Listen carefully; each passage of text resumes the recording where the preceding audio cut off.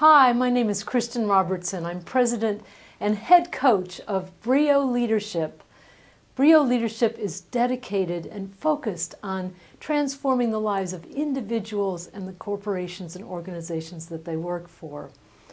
I've been in business for over 12 years, and it's been my honor to serve corporations such as Hewlett-Packard, Southwest Airlines, and FedEx Kinko's. What I'd like to talk to you about today is the power of executive coaching and the benefits that you can derive from it. In my working with executives and individuals, one of the best techniques that I bring to it is called identifying your mental models. Now you're going, Kristin, I don't know what a mental model is. What is it? A mental model is what each of us forms during childhood. We can't help it, but we form powerful and perhaps limiting belief due to some of the things that happen to us as children. So I'd like you to identify your mental models by answering this question to yourself.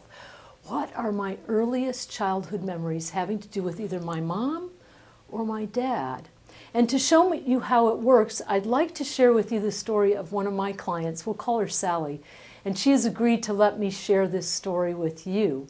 As I'm telling it, be thinking about the answer to the question that I just posed to you. Sally was 3 years old. It was Christmas Eve, and she was at her uncle's house. There were cousins by the dozens, aunts and uncles, grandma and grandpa there. And her uncle had arranged with a neighbor to come to the house dressed up as Santa Claus. What a nice thing. But you have to understand that this Santa outfit had the most hideous mask, so that instead of jolly old St. Nick, this Santa looked more like a Halloween goblin.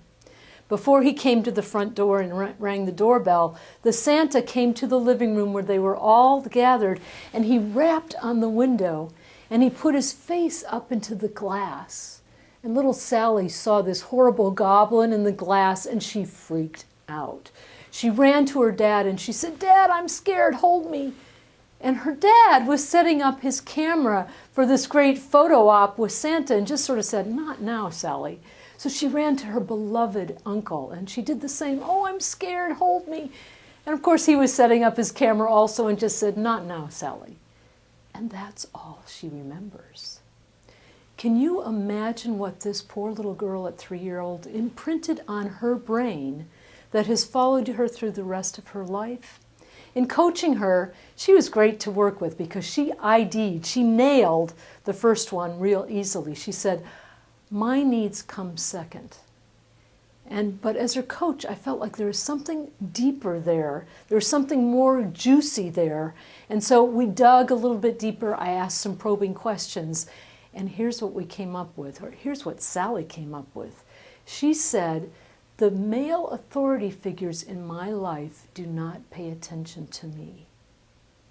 Now you can imagine how those two mental models have played out in Sally's life, both for the good and for the bad in her life. So my question goes back to you again. What are the mental models that might be keeping you from achieving all the happiness, all the blessings, all the success in your life that you deserve?